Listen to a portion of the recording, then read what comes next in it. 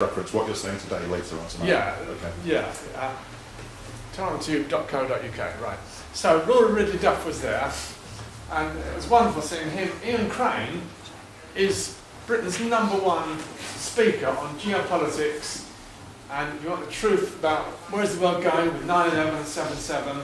I think he's Britain's #1 sort of geopolitical speaker. He can easily give you a 3-hour seminar about all the things happening in the world. And so he just happened to be there, and basically, to cut a long story short, he was acting on Tony Farrell's behalf this morning in the appeals tribunal, okay? And basically, I think that appeals tribunal was not really expecting that. So hardly knew what hit it, having Ian Crane grilling police officers. Okay, shall I step back a bit? I assume some of you are not familiar with the Tony Farrell story, okay? Around July the 7th of 2010, Tony Farrell was a South Yorkshire principal intelligence analyst of the police force, right? And each year he had the duty and responsibility to prepare a statement which is called Strategic Threat Assessment Matrix, right? And these are the statisticians. So you had to prepare this for all different threats. And a week before, and just by chance, whatever you want to call it, he had to hand it in on July the 7th, on 2010. And a week before that, his world suddenly started imploding. I know this is hard to believe. He suddenly started reading these websites, including mine, about 9/11, that it was an inside job. And the whole culture he was in the police force, you don't consider that at all. It's totally out of bounds, right? So, in 2010, he suddenly realises that. And he talks to his pastor, he's a Christian, talks to his pastor at the church. His pastor says, why don't you look also at the London bombing, see what you see there? Now, that was rather odd advice for a pastor to give to a police analyst. So he did. And he had this shock of realising that both those events were state terror, fabricated state terror. And this is all happening much too quickly for him, because he only had a few days to give this strategic threat assessment in. And so he gave something to the police to indicate, look, I can't, I have a absolute moral duty to tell you guys the truth and to analyse correctly the strategic threat that the police face. And I therefore, as a moral, ethical imperative, and also as a believing Christian, I've got to tell you that the principal threat comes from state terror organised by the government. And this isn't just in case they do another 7/7 or something. It's that as a consequence of the state being complicit, there is a breakdown of trust and confidence between us, the public, and the state. And the police are going to be in trouble if they don't take cognizance of this. So he warned his police, South Yorkshire, that there will be a breakdown of trust and public confidence if in this present situation, given that the state was fabricating terror and more people come to discover this. Okay, so let's act it. Very simple. He said, look, sorry, your beliefs are incompatible. So stop me if I'm being too long.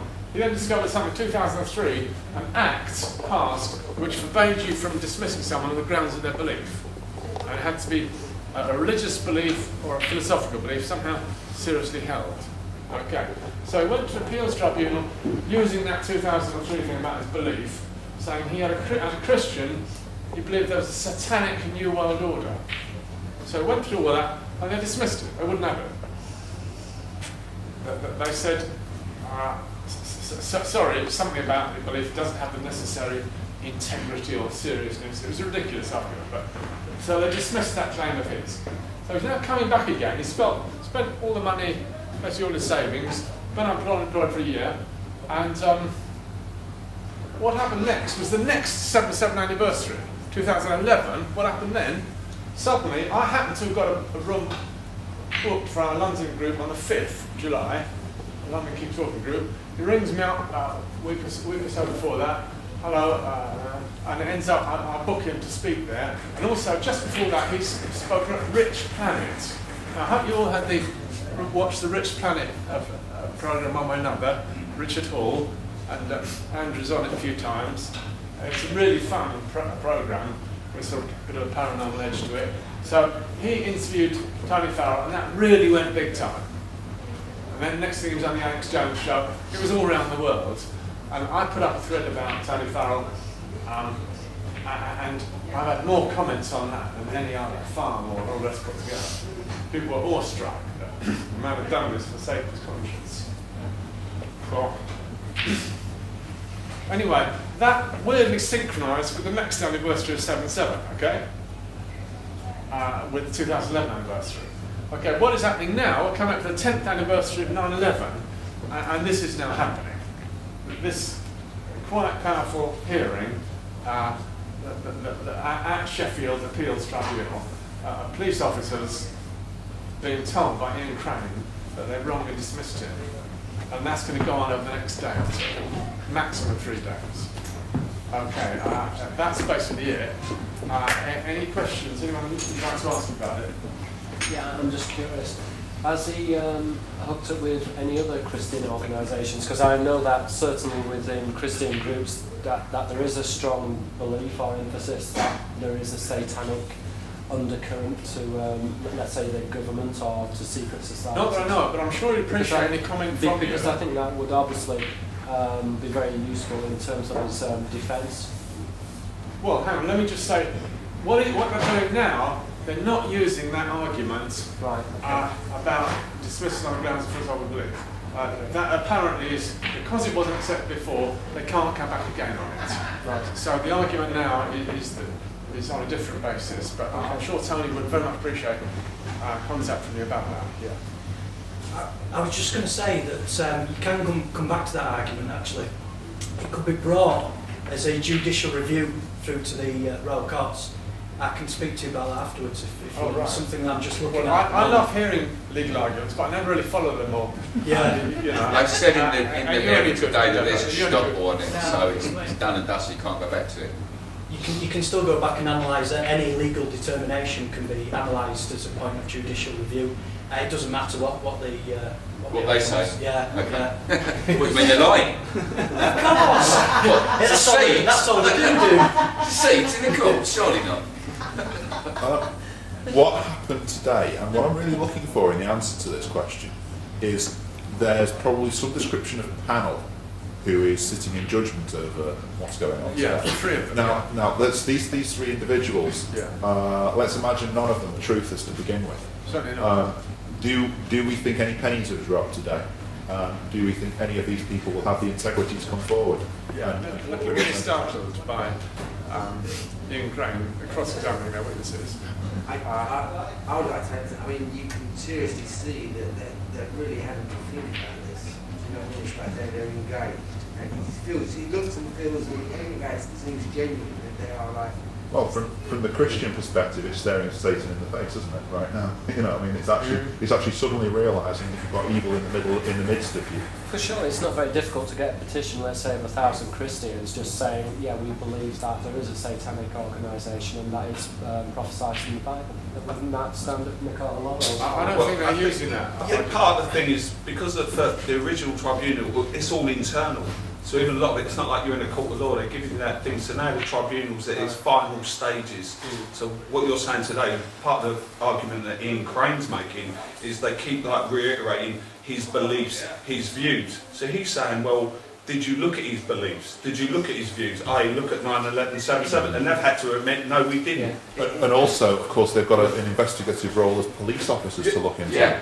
Because, and good point, because what he said was, well, he's a data analyst. His job is to analyse things, and he's analysed it and come up with, guess what, the New World Order.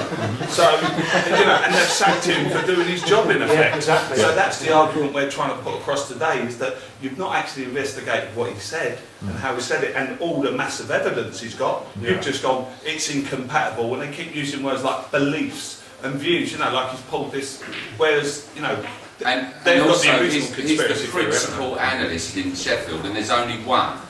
And he's been doing it for 20 years, so he holds the highest position as an analyst. And he's been doing it for 20 years. And so he's come forward with this analysis of the, of this big threat and they've completely don't want to know about it. And just sacked him. But that's what you'd expect the establishment to do. Yeah. But the point is that there's a certain level in the establishment where people don't know. Exactly, and I think we're probably still below that level. I think we are as well. I don't think they in that room understand. I mean, in this tribunal. Just say that again, because there's a certain level in the establishment. Okay, right. The establishment is a pyramid, essentially. Yeah. Because there's centralised power at the top, and everybody's got sub-managers that drop down from that. So above a certain level, there's certain people that know that 9/11 was an inside job, and know that 7/7 was an inside job. And then beneath that, you've got people that are just doing their day-to-day jobs. They go into the office, they act as they think they're supposed to, and then they go home and they accept the paycheck and they look after the families. Now, some of them think they've got an awful lot of credibility, okay, and some of them think they've got an awful lot of power because they're very clever people. And some of them are just facing this evidence for the first time, maybe today, maybe a few weeks ago, maybe when Tony Farrell brought it to them.